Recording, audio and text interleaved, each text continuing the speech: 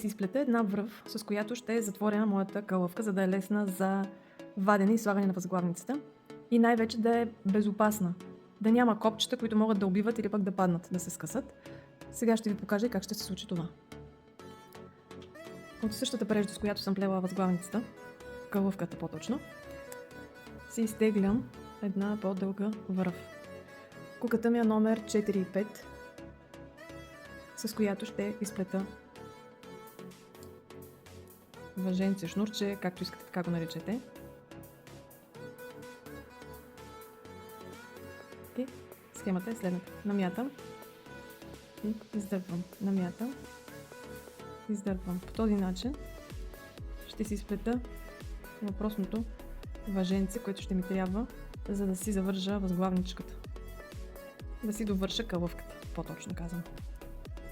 Ето по този начин.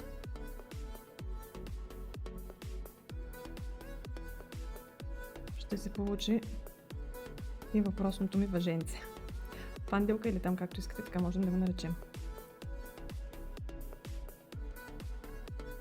Ето това се получава. Ще ви покажа крайния резултат.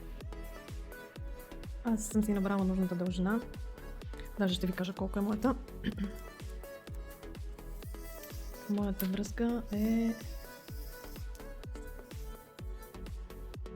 1,78 метра и 7-8 см. Сега ще си отрежа. Така ето тук ще затегна.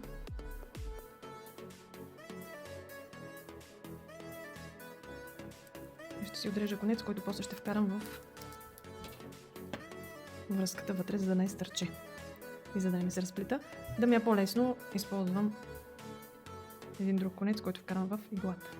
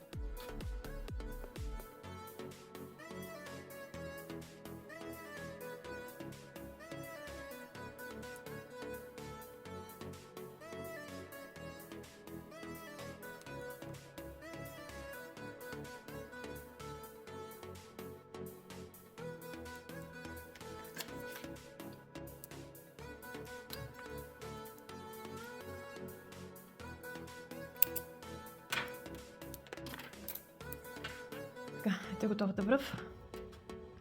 Сега ще я вкарам в калъвката. Ето тук в последната бримка. Ето така. Ще я изравня. И като връзки за обувки просто ще я нанижа на възглавницата.